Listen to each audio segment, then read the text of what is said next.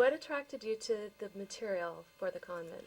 Oh, well, that's a good question. I've got to tell you, we were looking for something different. We were a young company, and we wanted to do something to be honest, to make a little bit of a name for ourselves. And so we were looking with something with an edge. And Convent had the right blend of horror, which is very popular, but more importantly to me was the humor. I think it was an unusual script. I think Shatan Anderson wrote a piece that brought out the underlying macabre and humor in a project, and I thought that, real simply, I thought it'd do great in the marketplace.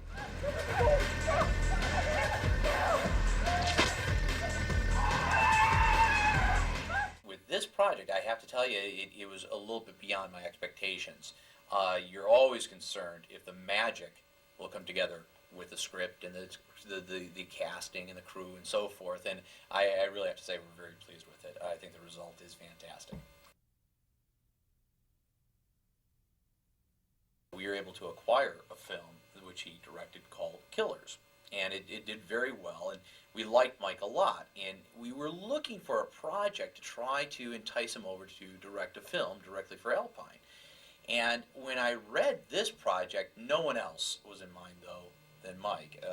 The humor that he attained, even in his last piece, I thought was exactly what I wanted to find in this script. And I think he's a brilliant director. I think he has a fantastic career ahead of him. So we were very excited about the opportunity to bring a project that he was as enthused about as we were.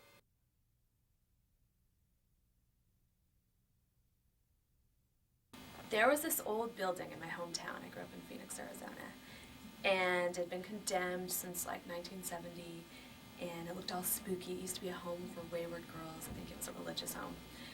And it just was, my friends and I just became obsessed with getting inside this building and, you know, finding some concrete evidence of why it was shut down. We'd heard, you know, legend after legend about why it was shut down. And we finally got in one night, and, you know, we were expecting, you know, sacrificed body parts or, you know, just blood all over or something. Of course, we didn't find that, but it was a very spooky building. You know, it got us all worked up, and I thought it would make an exciting film, and I think it really did. Other elements came from, you know, parts of my life, like I went to Catholic girls' school for about 2 years, and, you know, put me in a very rebellious state. So the character of young Christine comes from some of my experiences at Catholic girls' school. The shooting was just, it was a lot of fun. The makeup, that in itself was just an experience. It would take us about an hour and a half to get into demon makeup, and there was a lot of various stages. Mine was pretty intense because I had glued prosthetics on my face that were supposed to be burns from my bloody shower death, and glowing contacts. It was an experience in itself.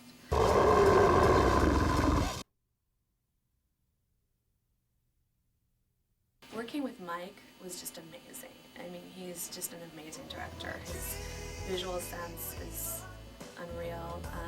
After I saw his first film, Killers, which was done on an incredibly low budget, I knew this was the director for my film. I knew he'd get the ideas. I knew it had to be someone, you know, in this generation, kind of MTV generation, that would understand the film and put it together the way he did.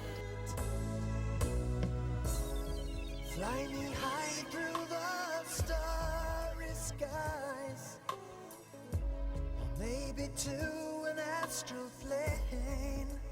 I knew he'd make it a visual roller coaster, and he did, and I'm really excited with the results.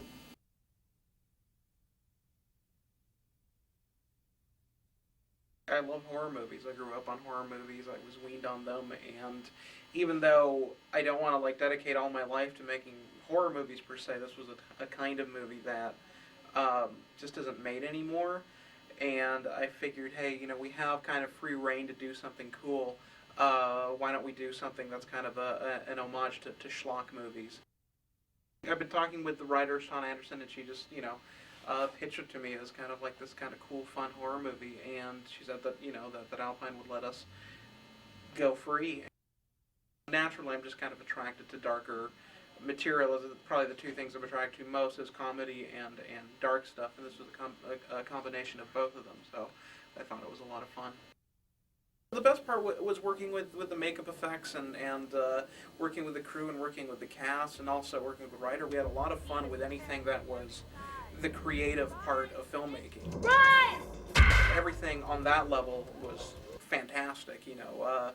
The cast was wonderful, the effects were really cool, and we got to fill fire extinguishers with blood and spray it all over the place and do all kinds of cool stuff.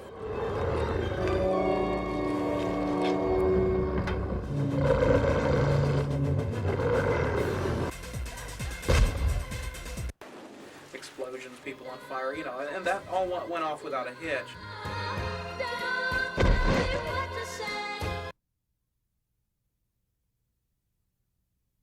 If I had my choice of anybody in the entire world to play this role, it was Adrienne Barbeau. That was mainly because I grew up watching her in The Fog and Escape from New York and Creepshow. You'll figure it out.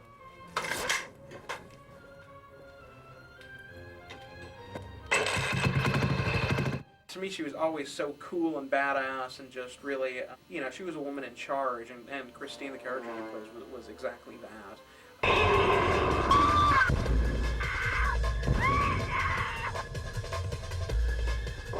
She was just so wonderful and so professional and such a pro that I mean, I have absolutely like no complaints about working with her. It was just an absolute pleasure. Always flawless and always, you know, would have this intensity to it that was really, you know, what the character needed. So it was a lot of fun. I mean, she was really great. When suddenly you awoke the forces of evil and they started killing everybody, right? Well, kinda. Yeah, well, save your sob story for someone who gives a rat's ass. Coolio's cool, you know, he's very professional and very to himself, and you tell him what to do and he does it, and he's, you know, and you know, we never had a problem. He was a lot of fun, and he really had fun with the part that he played. Officer Starkey is like this asshole cop, asshole crooked, half crooked cop, but he kind of dumb, so he can't be crooked enough to like really be crooked and be successfully crooked. Away with you damn creatures of the night! If I was really a cop, though, I would be a crooked cop. I would be like over the top crooked. What is this? What is this? I don't know whose that is, man. Oh, so now you want to lie to me, huh, white boy? Oh, let me kill him, right? It's kind of funny that it's a horror flick. It's gonna be really funny. But like, you know, a lot of people don't find horror funny because when it gets gory, you know, they can't look it. You know, they get all nervous. Which was your favorite death in the comic? The knife in the eye type shit. That's what I like. Give me the dagger!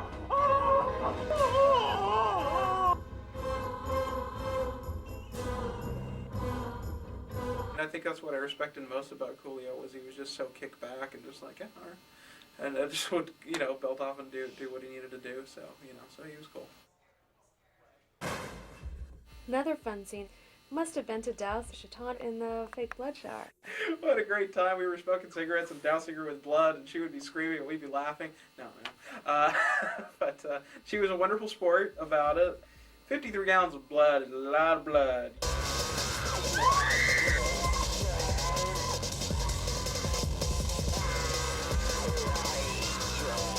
Not only did we have to douse her that time, then there was another scene where she was attacking someone, and we had, you know, constant blood spray coming out.